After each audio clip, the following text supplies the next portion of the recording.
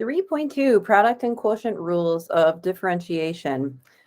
I made a big, huge deal last time in 3.1 when we were talking about basic derivative rules about how you can't just take the derivative of the numerator and divide it by the derivative of the denominator if you had some sort of a rational function. For something like that, we have a quotient rule, which we're going to talk about second in this section. But the first thing we're going to talk about is the product rule. We're going to use the product rule because we cannot just take a derivative of a product of two functions by taking each function and multiplying their derivatives together.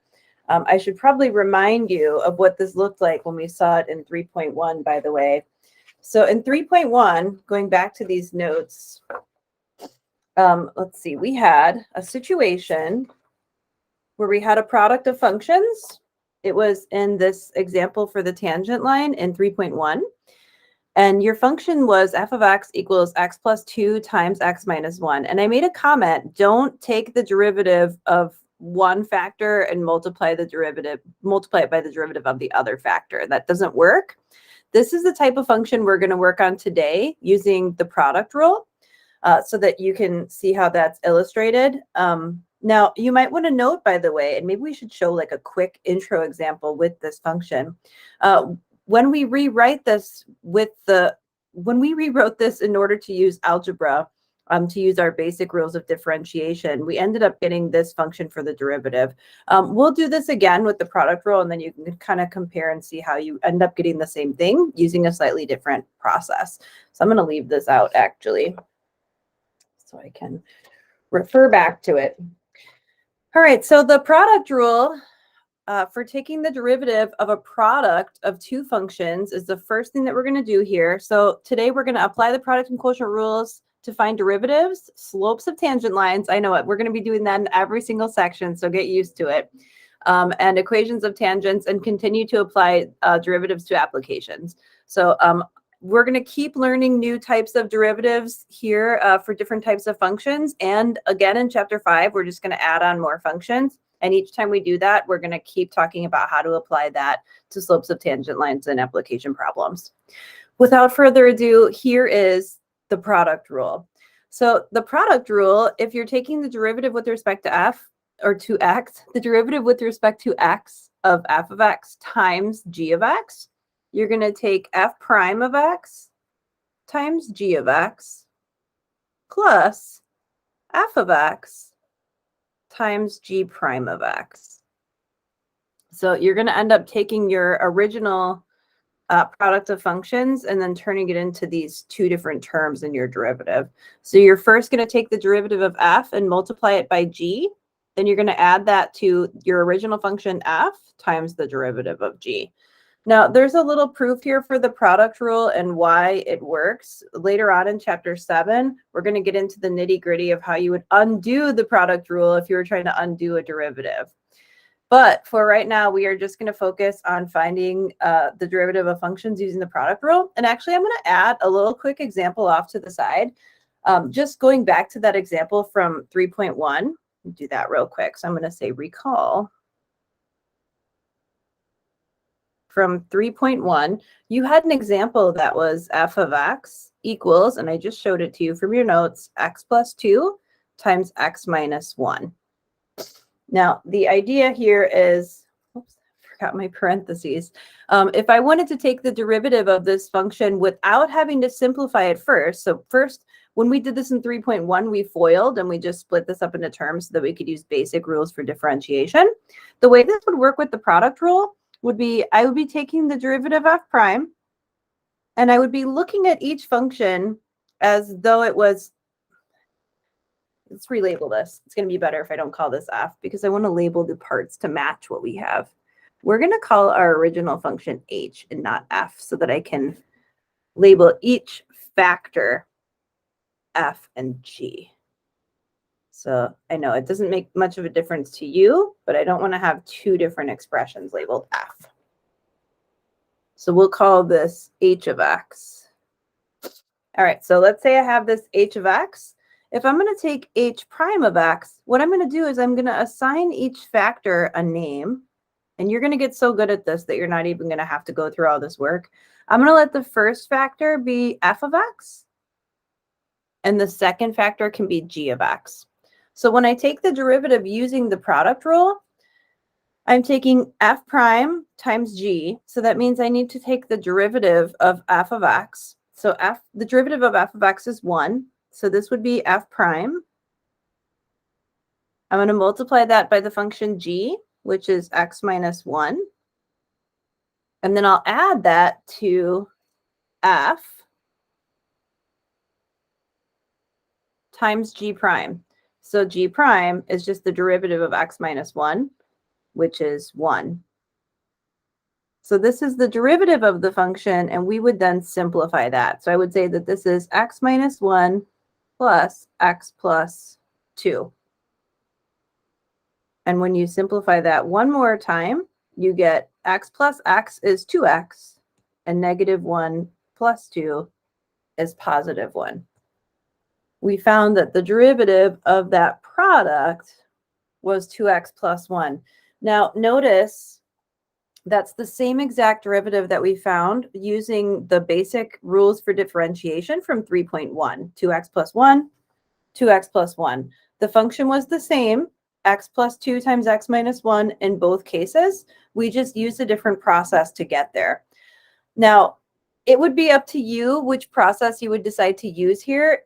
Personally, if I'm just multiplying two polynomials together, I usually would just simplify it first and use the basic rules. I tend to avoid the product rule if I don't have to use it. However, if you're like, oh, well, then why are we even learning this? It's because there are going to be some functions that you can't multiply out like this, especially as we head into chapter 5. Mostly the product rule I tend to use when I'm multiplying two different types of functions together.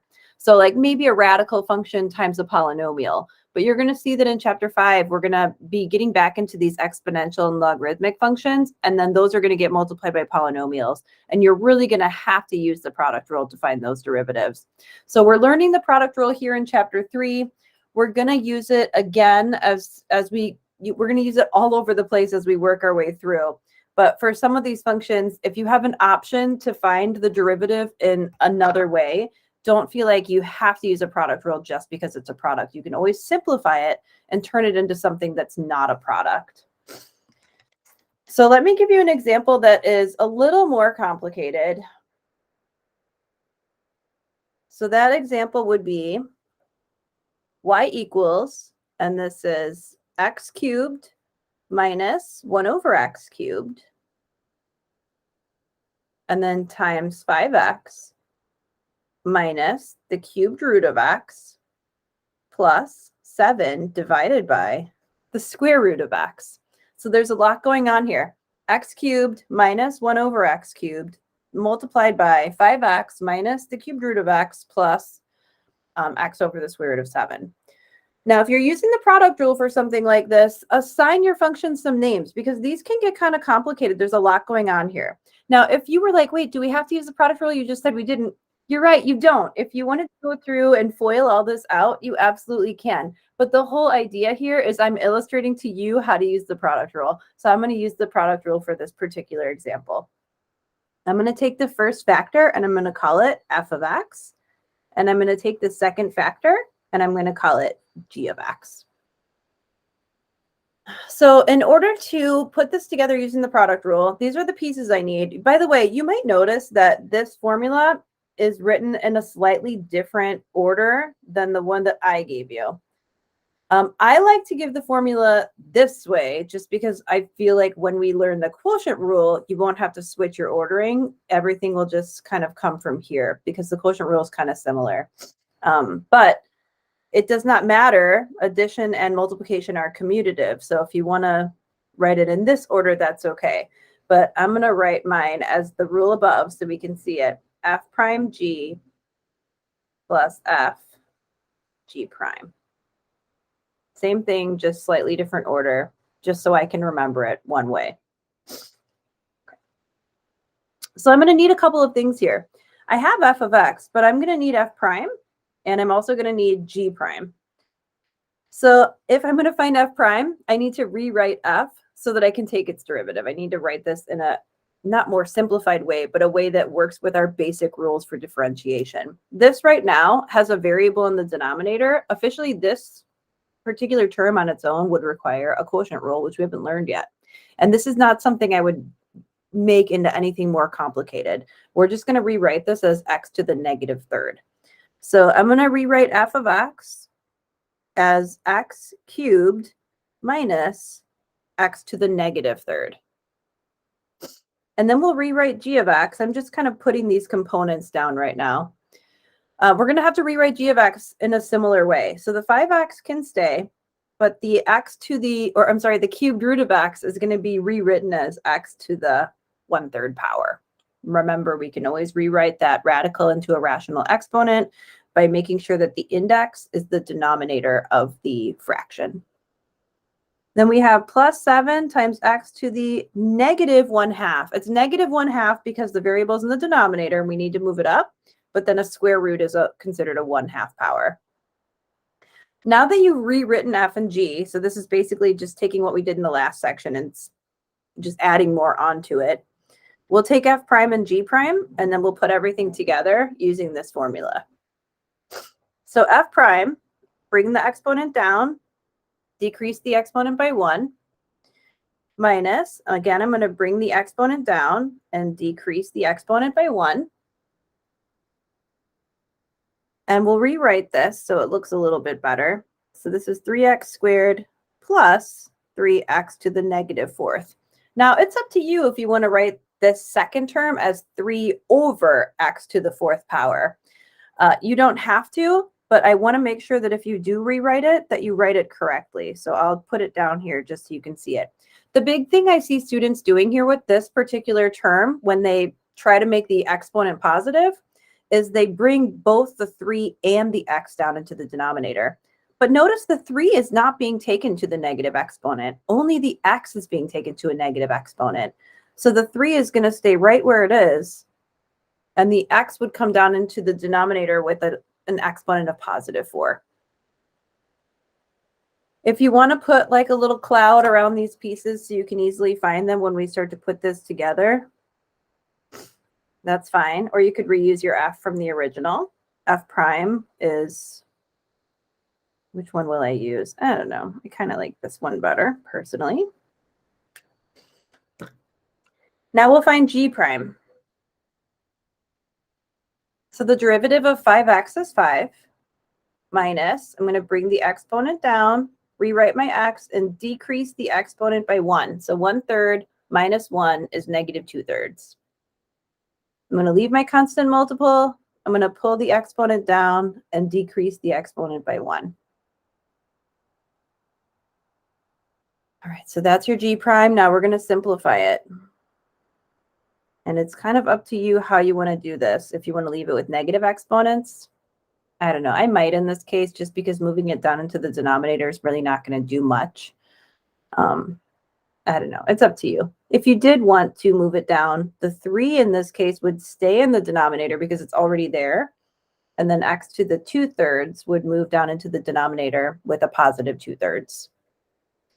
And your last term will be minus 7 over, this 2 stays in the denominator. It's already in there. The 7 stays in the numerator. And then x to the 3/2. So I said I was going to do one thing and my instinct was to do another. So there's my g. And then I'm probably just going to go back and use the original g.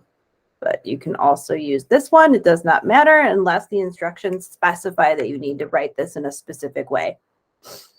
I mean, you know, instructions might specify don't leave your exponents negative or something like that.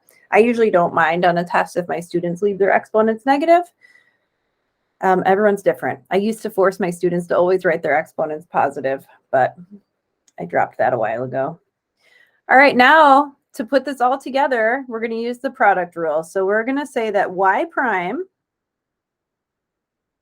is f prime g. So I'm going to take my f prime. I'm just going to leave it as this version. You know why I'm leaving it like this, though, is because it was originally displayed in this sort of notation, so without negative exponents. So I'm just going to leave mine without negative exponents. So this is f prime. And then we'll multiply it by g. So g, I'm going to use my original g.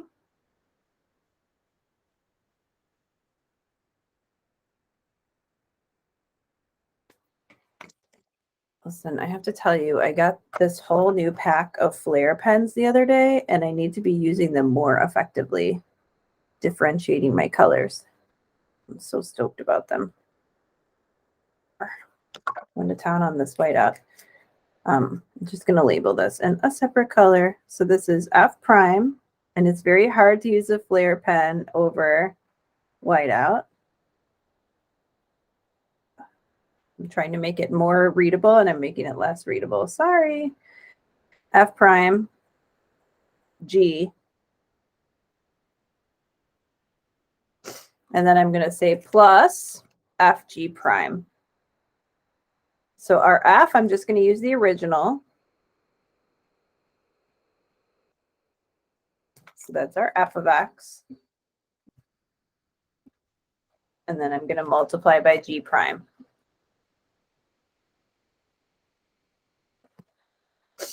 Our G prime is this one. So 5 minus 1 over 3 times x to the 2/3 power minus 7 over twice x to the 3/2.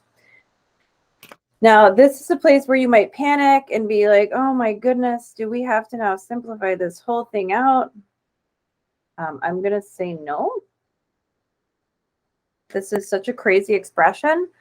If you were going to multiply this whole thing out, I would say multiply it out from the start, and then you wouldn't have to use the product rule. If you had to multiply this thing out, you would have to multiply every single term, distribute here and here, and then you'd have to add that to the distribution here, here, here, and here, here, and here.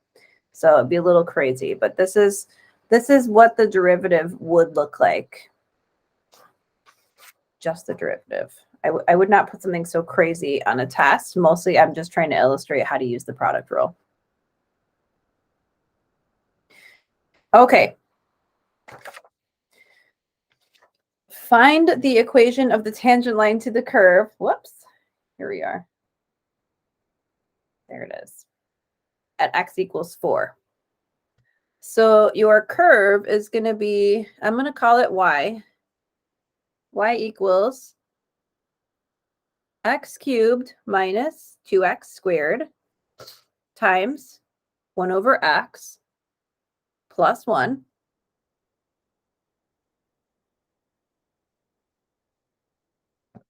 and we're looking at this at x equals 4.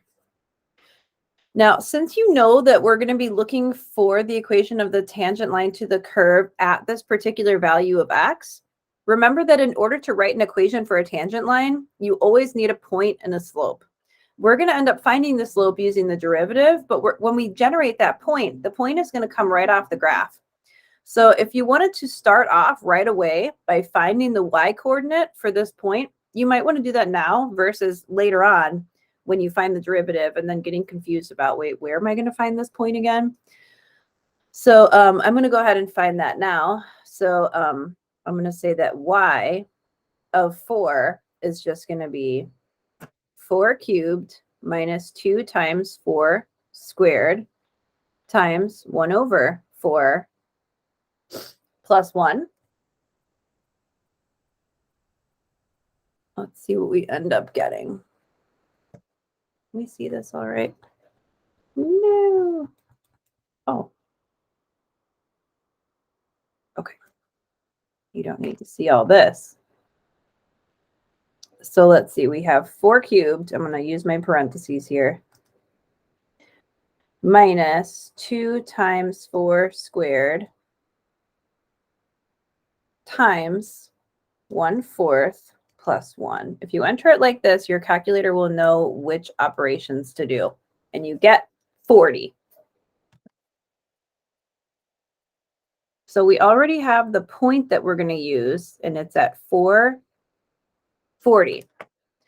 Now, in order to write the equation for the tangent line, the next thing we need is a slope. So I'm going to say now, find the slope at x equals 4. Once I have the slope, I'll have a point and a slope. In order to get the slope, remember a derivative is a slope. So let's find y prime. Now, in order to do this, we're going to relabel so that we can see that we have two different factors here. We'll call the first one F, and the second one will be G. So I'm going to take F prime G plus F G prime. If you don't remember the formula, look back on the previous page. F prime is going to be 3x squared. So I'm bringing that exponent down and decreasing by 1. Minus the constant multiple stays. I'm bringing the 2 down, and I'm writing that now as x to the first power. So this is your F prime.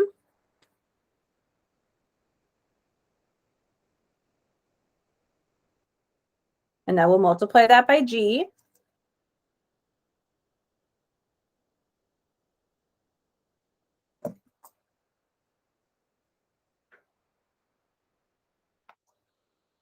And then I'll add that to F.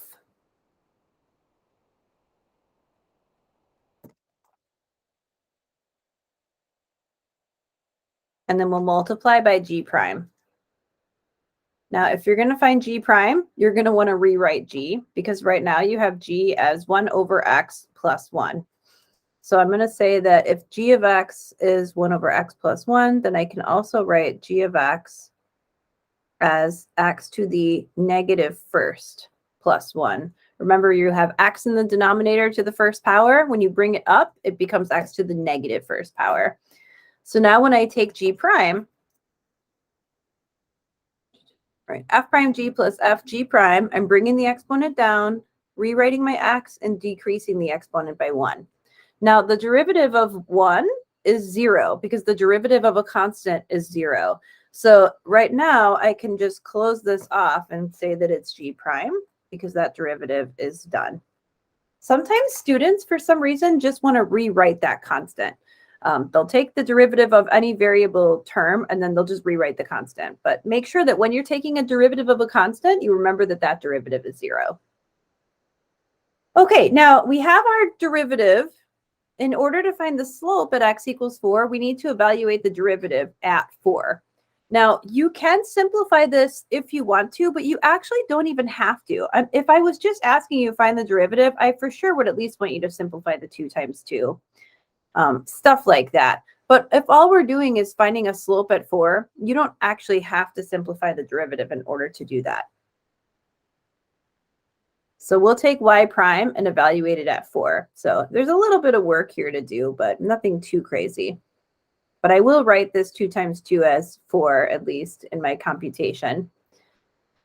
So I'm going to evaluate, everywhere I see x, I'm going to evaluate it at 4. So we have 4 cubed minus 2 times 4 squared. Just be careful. There are a lot of places where you can have some errors here. And I'm just going to rename this as -1 over x squared. So I'll write it as -1 over 4 squared. And then we'll just simplify. So you can do this in your calculator. I'll do this in my calculator. Make sure you use your parentheses appropriately. So I have 3 times 4 squared minus 4 times 4, close it off, times 1/4 plus 1, plus, open a new parenthesis, 4 cubed minus 2 times 4 squared, close that parenthesis, multiply by -1 over 4 squared. Now, if you write -1 over 4 squared, it's going to know to square the 4 before it takes -1 and divides it by the 4. It's going to square the 4 first, which is what you want. But if you're not sure, you can just simplify the 4 squared to 16, and you can write it that way. And you end up getting 38.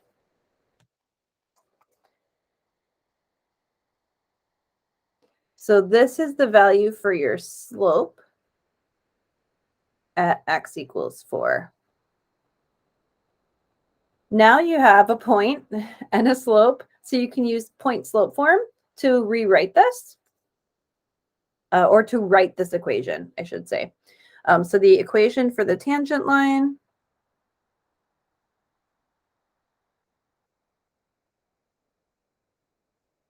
is going to be y minus y sub 1. So that will be the y coordinate of your point. Oh, maybe we should say here that we're using m, the slope is 38, and the point is 440. So just so we know where this information is coming from, y minus y sub 1 equals m times x minus x sub 1. And don't forget, we're going to simplify by solving for y and distributing. So I'll say that y equals 38x minus 38 times 4 is 152 plus 40. So I'm going to bring this 40 over from the left and add it to the right-hand side. And we end up with y equals 38x minus 112. That's the equation for the tangent line. Now, I would plug this into my calculator to check it, but this one's going to be a little bit harder to see. You're going to have to really adjust the window for your graph because the slope is 38. That means the rise over the run is 38. You rise 38 and you run 1. So it's a super, super steep line. It's almost going to look vertical when you graph it, and you're really going to have to mess with your window in order to see it. If it's something you do want to see, please ask me in the office hour, and I'll be really happy to show you how to change your window so that you can really understand how this line is tangent to the curve at 440.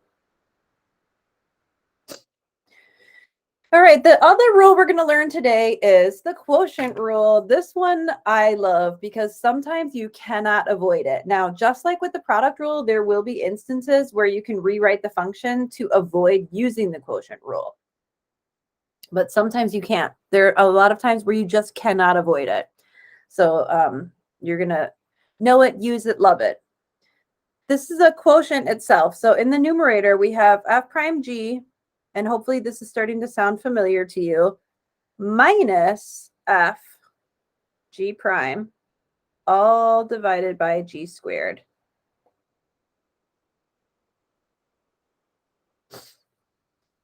So you're going to take the function g in the denominator and square it.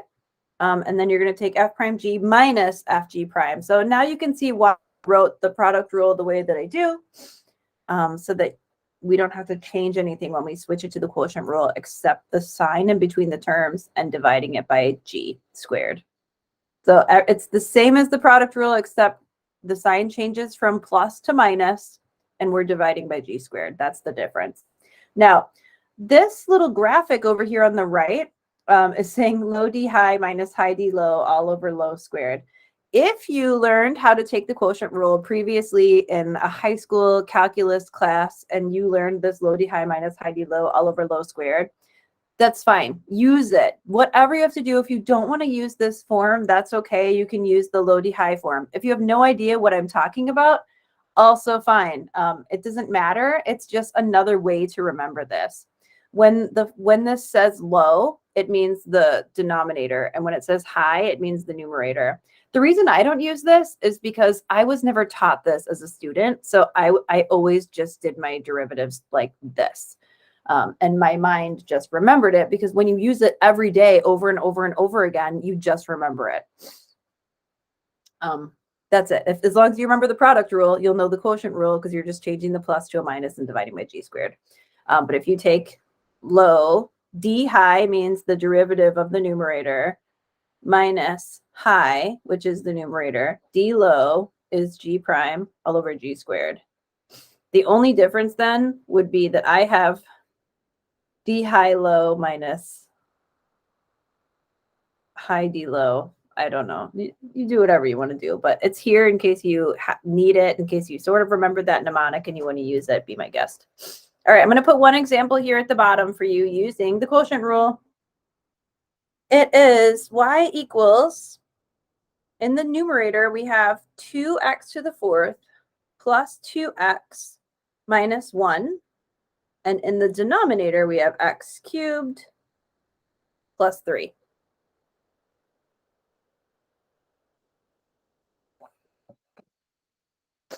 We are going to take the derivative. Now, I personally think that because you just have a polynomial in the numerator and denominator, taking each individual derivative is probably not going to be super crazy. Just remember that the numerator will represent f of x, and the denominator represents g of x. So I tend to just label these, but you're going to get pretty fast at these and you won't need to label them. But for now, please do label them because it's going to help you to organize your work and use the formula. All right, so if I am taking, you know what, we could put these derivatives off to the side before we do the full derivative. If I'm going to be taking some derivatives, and I know the numerator is f, we can go ahead and say that f prime is 8x cubed plus 2. So I'm bringing the 4 down and multiplying it by the 2 to get 8, decreasing the exponent by 1, and the derivative of 2x is 2. The derivative of -1 is 0. And then for g prime, the derivative is going to be 3x squared, so bringing the exponent down and reducing the exponent by 1, and the derivative of 3 is 0. So if you would like to have all of your components there before you put it together in the formula, I would recommend it. It's a good way to organize your work. Y prime is f prime. Doing f prime first in the numerator. 8x cubed plus 2. So that's f prime g, which is the original denominator. Label this here. So we have f prime g minus f, so the original numerator, times g prime. G prime we found was 3x squared.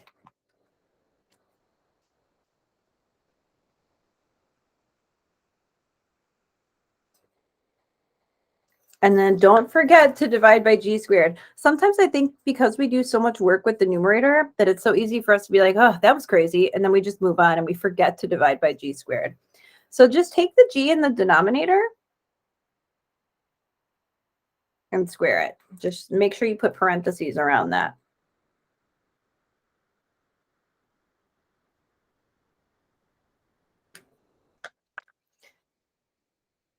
All right, so let's simplify this. It's going to be a little bit of work to simplify, but it's just algebra at this point. I'm going to go ahead and FOIL and distribute in the numerator, and then we'll combine like terms. So I've got 8x to the 6th. Remember, when you're multiplying with the same base, you add the exponents.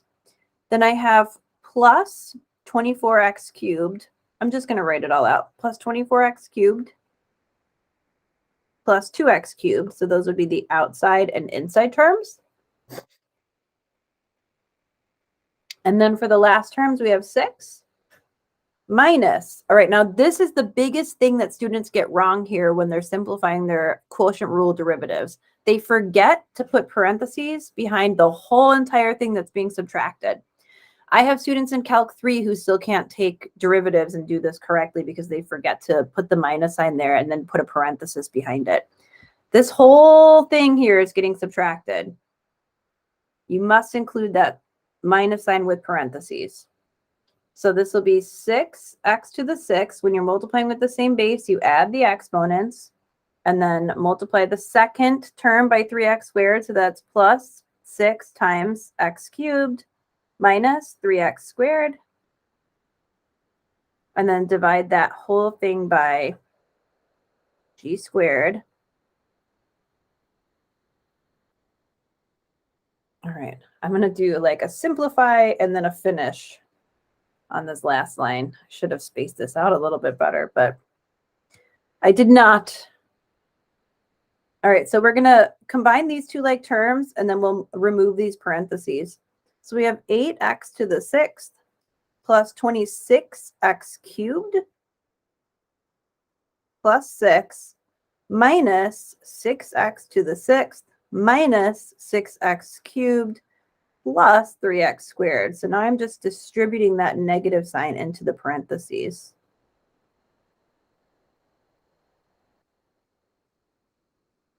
And now we'll simplify. I have 8x to the 6th minus 6x to the 6th. That gives me 2x to the 6th. Then we have, if you want to cross these off as you get to them, that's fine, but we don't have a whole lot going on now. 20x cubed I have a 3x squared and a 6 divided by x cubed plus 3 quantity squared. Don't feel like you need to expand the denominator. You can just leave it factored. That's totally fine. Sometimes we try to expand the denominator and we end up in a mess. Sometimes in rare occasions, you can factor the numerator and get it to simplify with the denominator. That will not work in this example. I'm pretty sure it won't, but I'm not even going to go there. You would know that won't work here. But I mean, like I said, it's pretty rare. So for the most part, unless something's glaringly obvious to you, like, wait, I can factor this and cancel, then just leave it. Okay, so that is how to use the quotient rule. Very exciting. I'm not being sarcastic. I'm very into the quotient rule. Okay, last but not least, we're going to work on one more type of application, more of a mathematical-based application, number application, and then we're going to talk about some real-world application problems. Okay, so I'm going to give you here a function. So I'm going to ask you, where does the function p of t, sometimes just changing up our variables makes things seem like they're harder than they are. So it's a good thing to do from time to time, just to exercise our brains. P of t equals t over t squared plus 1. Where does this have horizontal tangent lines?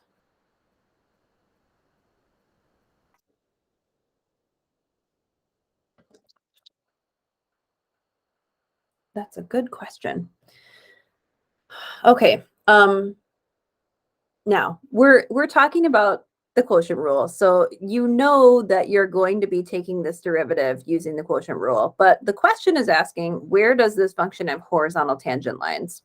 Remember that when you're talking about horizontal tangent lines, you're talking about when the slope is 0.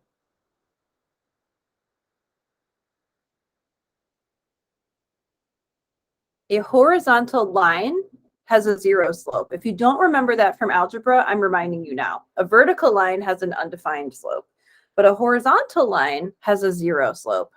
Now, if the slope is 0, that means the derivative p prime of t is 0. A slope is a derivative. I know I'm going to keep saying that over and over again, but that's because for some reason, it's just hard for us to switch our terminology. We feel like the derivative must be some crazy, super complicated thing, but it's really just a slope. So this is what we're looking for. We need to find where p prime of t is 0. In order to find where p prime of t is 0,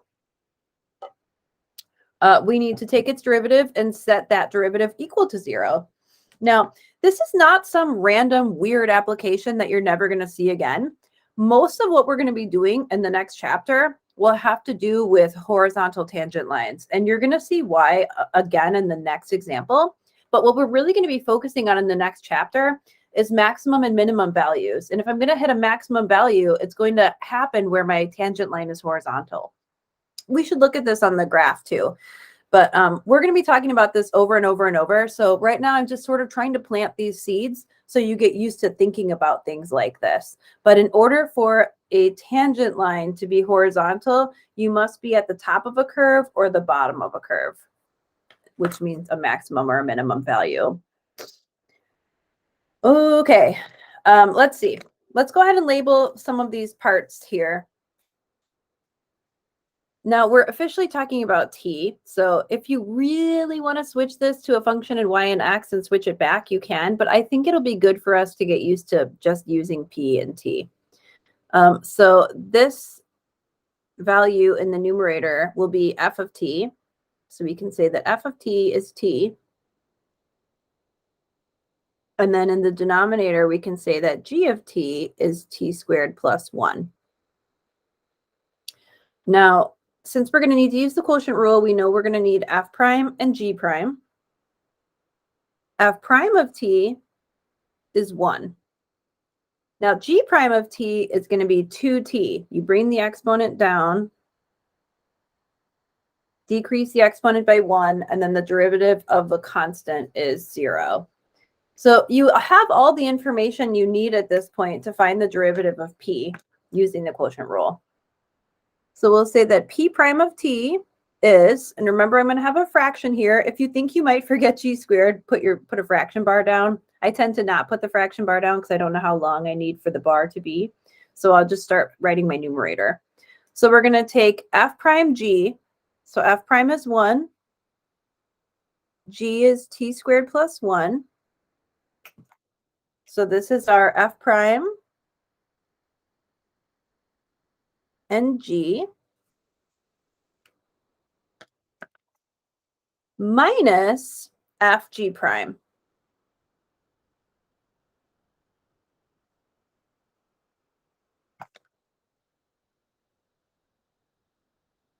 F of t and g prime of t, all divided by g squared.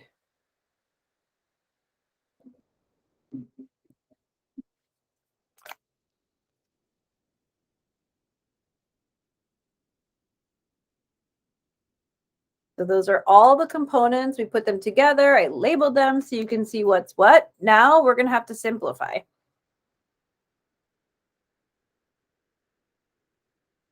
All right, so I have t squared plus 1 multiplied by 1. So that's just t squared plus 1 minus 2t squared.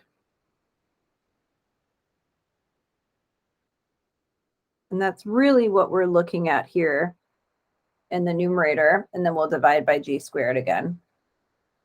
Now, when I simplify this out, t squared minus 2t squared is just minus 1t squared. Now, if you're wondering why did she switch the order of that, it's so that I can clearly see that I have a difference of 2 squares. If I just wrote this as negative t squared plus 1, it would have been hard to see that. So I guess I'm sort of thinking about this with the advantage of knowing where this is going. But when these two are both squared quantities, 1 is just 1 squared and t squared is just t squared, and you're subtracting them. So whether or not you use that fact is going to be up to you. But now we're taking this derivative and we're setting it equal to 0. Okay. I'm looking for places where the slope is 0. That means I'm looking for places where p prime of t is 0. That means that this is what I need to have. Now, I'm going to go ahead and write this down again so that you can see what I'm doing here with solving this equation. You can do two things. You can either multiply both sides of the equation by t squared plus 1 quantity squared, and then you'll get that to 0 out on the right-hand side. Or we can consider that if we want a fraction to be equal to 0, we just need the numerator to be equal to 0. If the numerator is equal to 0, then the fraction itself will be equal to 0. 0 divided by a number is 0. This equals 0 if, or I shouldn't have put an arrow there. Let me switch. Changed my mind.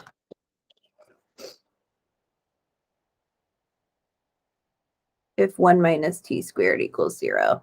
All we need for a fraction to be 0 is we just need the numerator to be equal to 0. If the denominator is equal to 0, the fraction is undefined. If they're both equal to 0, then it's indeterminate. So that would not be good.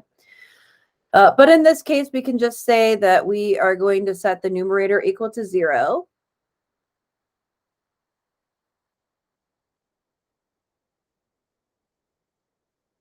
In order for a fraction to be equal to 0. And if that is true, that means I have t squared equals 1 if I add t squared to both sides. And there are two different things you could do here. You could, well, actually, I should have shown you the other thing you could do earlier, but that's okay. We'll do it this way. If t squared equals 1, I want to isolate t by taking the square root of both sides. Remember, when you take the square root on both sides of an equation, you must include the plus or minus sign. Negative 1 squared is 1, and positive 1 squared is 1. So you have these two values for t where your tangent line is horizontal. The other way to see this would be that you could have said that this equation could be rewritten using the difference of squares as 1 plus t times 1 minus t. Now, I kind of tend to like this better because then you don't have to worry about forgetting the plus or minus sign. If you write it like this, then we can just say that t equals plus or minus 1 because you know that both of those factors would be equal to 0 in both of these instances, or one or the other, I should say. So 1 plus t equals 0 if t is negative 1. 1 minus t equals 0 if t is positive 1. Either way, you get the same thing. So it's up to you how you want to do something like that. They won't always be a difference of two squares, so you might not be able to factor it in general. These are the values of t. Let's just get some corresponding y values that go along with those two values of t, so we can get some points on the graph. This will happen at p of negative 1 and p of positive 1. So I'm going back to my function t here, or my function p. Did I say t? I can't remember. So of negative 1, I have negative 1 over negative 1 squared plus 1, which is negative 1 over 2. And then for positive 1, I'll get positive 1 over 2. So my points will be at negative 1, negative a half, and positive 1, positive a half. Those would be the points on the graph where we would have these horizontal tangent lines. And this is such a good problem that I really think we should look at it in the calculator. Now, I'm not going to be using p and t in this case. I'll have to use y and x, but I'll just enter this as x divided by parenthesis. Don't forget your parenthesis, x squared plus 1. I'm going to zoom 6. I always kind of start out there and then see if I need to make any adjustments. I am going to zoom in a little bit because you can sort of see that the graph is heading down and then it goes up again and then it goes down again. So I'm going to zoom 2 and then it starts me at the origin. I'm just going to hit enter. And then you can see that when t equals, or when x in this case is negative 1, it does appear that you have a horizontal tangent line. You hit a place where you have this minimum value. Same idea here for what happens at x equals 1. And the y value would be 1/2 at 1 and negative a half at negative 1. You can double check your y values in the table. Negative 1 and 1, you get negative a half and a half. And then you could also calculate the slope at those values. So we could double check that at t equals plus or minus 1, the slope is 0. Make sure you did this correctly. So you would hit second calculate or second trace, which is the calculate menu. And you could hit number 6 for the derivative. And then it's just going to ask you for an x and a y. Don't bother scrolling over to it. It probably won't zero in on your exact value. Just enter negative 1 on your own and it'll pop up here. And it'll tell you that at the point negative 1, negative a half, the slope is 2.5 times 10 to the negative 7th. That's your calculator's way of saying it's really close to 0, but it can't quite get it there because it's just your calculator and it's not infallible.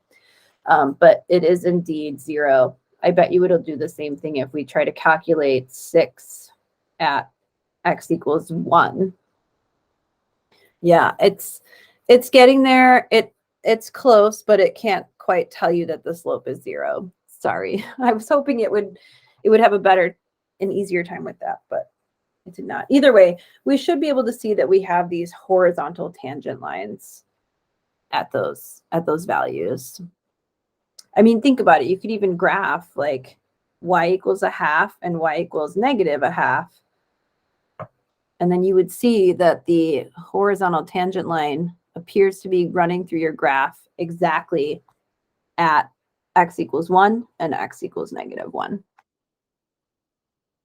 It's a little bit harder to see with this one just because of the curve being so shallow. It's not like it is some swoop where it just hits it once and goes off. I mean, it does, but it's hard to see because it's very shallow. Okay. All right, last one. The concentration as a percent of a drug in the bloodstream. By the way, you'll see some of these on your homework. All these drug problems are pretty common. T hours after injection is given by C of T equals 0.2 T over T squared plus 1. Find the rate at which the concentration of the drug is changing with respect to time. So we talked about this in the last lesson when we were talking about applications with derivatives. If you're being asked to find the amount of the percent after a certain number of hours, that's just evaluating C of T. But right now you're being asked to find the rate at which the concentration is changing. When we're talking about a rate of change, that means a derivative. The rate is changing. So that means find C prime of T. Okay, so we will do that. Now, if you would like to, you can always rewrite C of T by taking the 0.2 out as a constant multiple. You don't have to, but you might find that it makes your life a little bit easier if you do that. I didn't put the 0 in there. I just put 0.2. That's okay. I mean, it's the same thing. It's up to you, but if you don't want to keep dragging this 0.2 around, you might just want to take the constant multiple and put it in front of the fraction instead of in the numerator. Okay. So let's find C prime. C prime, by the way, is going to use the quotient rule. All right, we've done it a few times now. So your numerator is going to be F. I'm going to write, I know we've done it a few times, but I want to make sure it's super clear. So I can say that F of T is the numerator. G of T is the denominator, T squared plus 1. That means that F prime of T is 1. And G prime of T is 2T. So that is all the information we need based off of this particular expression. So I'm going to take F prime G. So F prime G. And of course, I'm writing the 1 because I want you all to see that it wasn't just nothing, but you don't have to write it for me on a test. I don't have to see every little tiny thing. F prime G minus F times G prime divided by G squared.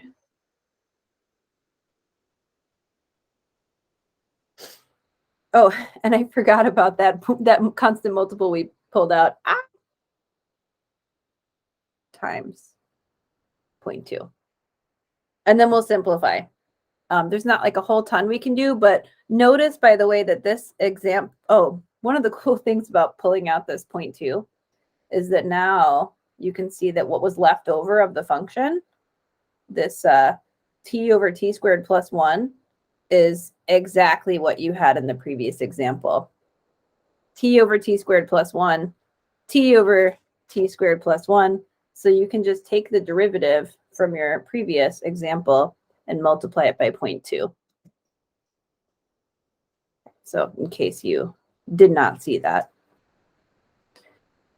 Okay, so I'm going to write this as 0.2, trying to bring that leading 0 back in. I have T squared minus 2T squared. So I'm going to have 1 minus T squared all over T squared plus 1 quantity squared. And that would be the derivative C prime of T.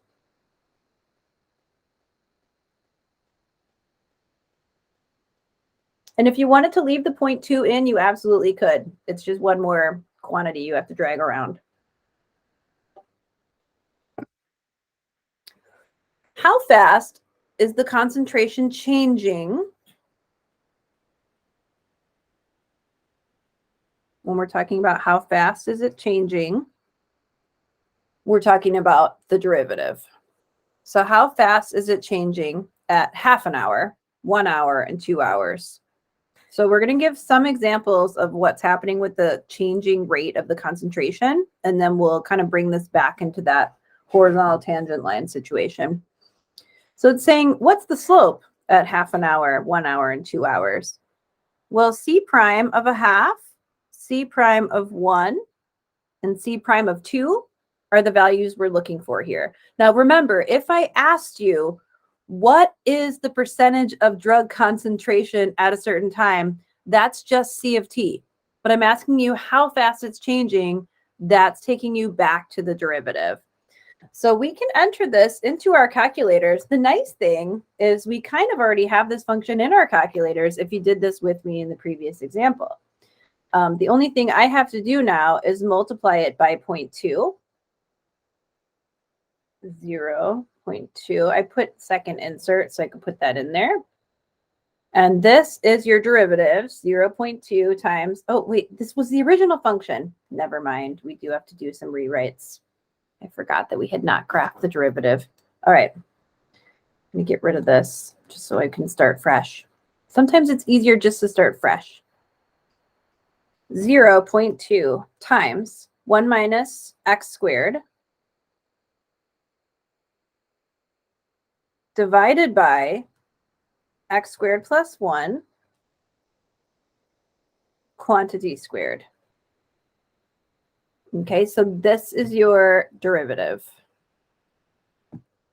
If you're evaluating it at 3 different values, you might as well just go ahead and use the table. They don't have to be exact. You're just trying to get a sense for what's happening at these values. So if I go to the table, I'm going to plug in the values that I need. Remember, mine is set to ask. If you can't remember how to do that, you go to second zoom, which is the format. Oh, no, it's not second zoom. It's second table set, second window. And make sure that your independent variable is set to ask. If it's not, set it there so you can just check some values. Okay, or graph it. I accidentally hit graph, but that's okay. So let's go to the table. I'm going to enter 1/2, 1, and 2.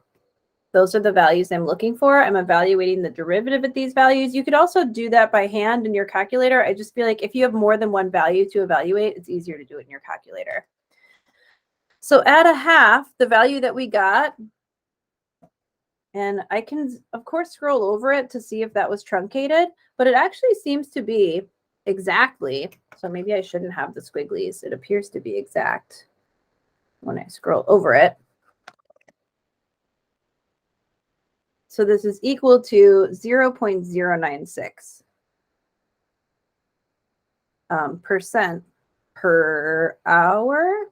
Yes, T hours, percent per hour. At 1, we have 0% per hour. And then at 2, we have negative.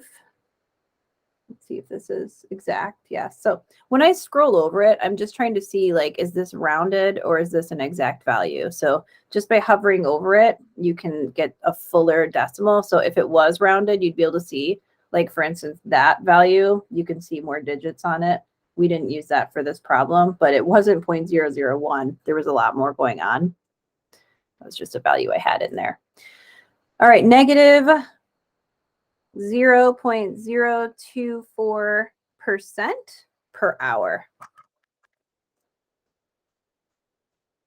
So this answers question B, how fast is the concentration changing? So if it's changing by a positive amount, this is an increase. If it's changing by a negative amount, that's a decrease. So in the case of 2 hours, the concentration is decreasing by 0.024% per hour. If we're talking about a half an hour, the concentration is increasing. And I think that should make sense to us, because if you're thinking about taking some sort of pill, after half an hour, you would think, okay, this should still be like working and doing its thing. But after 2 hours, you would expect that maybe that drug would start to wear off a little bit. Same idea here. The interesting thing is that at 1 hour, the concentration is changing by 0% per hour. So we went from a half an hour of having it increase, and then at 1 hour, it was 0, and then at 2 hours, it was decreasing. So that's interesting. So it was increasing, then it leveled out, and then it decreased. So we could say this was at half an hour, 1 hour, and then maybe this was at 2 hours. So it was increasing, then it was constant, then it was decreasing. What that should be telling you is that it hit its maximum concentration in the middle, where the slope of the tangent line was 0. Because remember, if the slope is 0, then you have this horizontal tangent line. That's why we care about horizontal tangent lines, because part C is asking us what's the maximum concentration. Well, if we know the point in time when the concentration is, where the change in the concentration is 0, we know where it's leveled out. This is like a hill, and at the 1 hour mark, we reached the top. So we were increasing on the left side of the hill, decreasing on the right, and we were level, flat, 0% at 1 hour. This helps you to figure out when the maximum concentration occurred. It occurred at 1 hour. It increased to that point, hit its max, and then it decreased. So we can say that this occurs at T equals 1 hour. And then in order to find the maximum concentration, what is the maximum concentration? This is not asking you anything about the rate of change of the concentration. It's just saying, what is it? What's the concentration?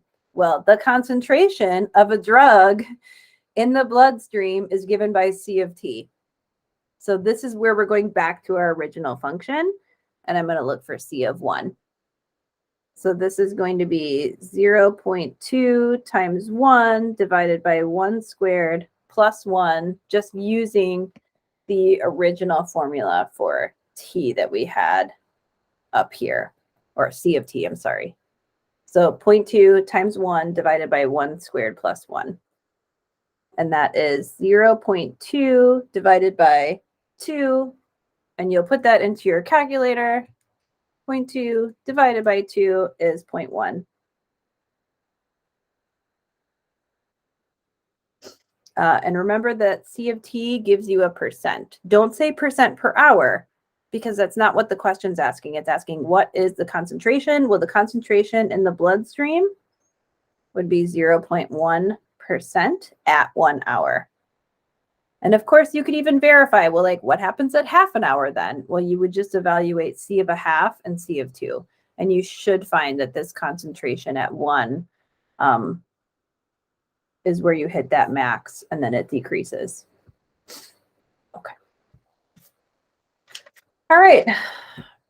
That's it for product and quotient rules. Just don't forget, when you need to use the quotient rule, don't forget that there are other ways of doing things that might be easier. I want to mention right away, I had some students where I gave them a derivative to work on. Oh, you know what it was? It was something from 3.1. This is important, so I want to talk about it. I gave them a derivative, and I was like, okay. It was example 3 from 3.1. I put something like this on a quiz, and I asked them to find the derivative. And what I expected them to do was this: split it up into 3 fractions using the common denominator, and then just simplify and take the derivative of each term. What they did after learning the quotient rule was they were like, oh, well, this is clearly a quotient, so we're going to use the quotient rule. You can use the quotient rule on this, absolutely. But I feel like in a case like this, the quotient rule is a lot harder, and it ends up giving you an expression that's way more complicated, and it's not going to be as simplified as this. If you have a quotient where the denominator is only one term, just a monomial, you are best served to split that quotient up into smaller quotients and then simplify and then take the derivative using basic rules. Just think about the smarter, quicker thing to do in this case. Yes, you can use the quotient rule. No, it's not the best way to do this. All right, so just remember the quotient rule we've really been talking about today as it applies to denominators where you can't do that. So like t over t squared plus 1, you can't rewrite this as like t over t squared plus t over 1. It doesn't split up like that. It has to be a common denominator with one term in the denominator and multiple terms in the numerator. This one, you have to use the quotient rule. You can't get around it. But for something like this, make things easy on yourself and rewrite it. Don't use the quotient rule. You can do it, but it's messier. And we don't like for things to be messier if we can help it. That's all I wanted to say about that. Just, I hope you listened to that last like minute and a half rant that I had on this video.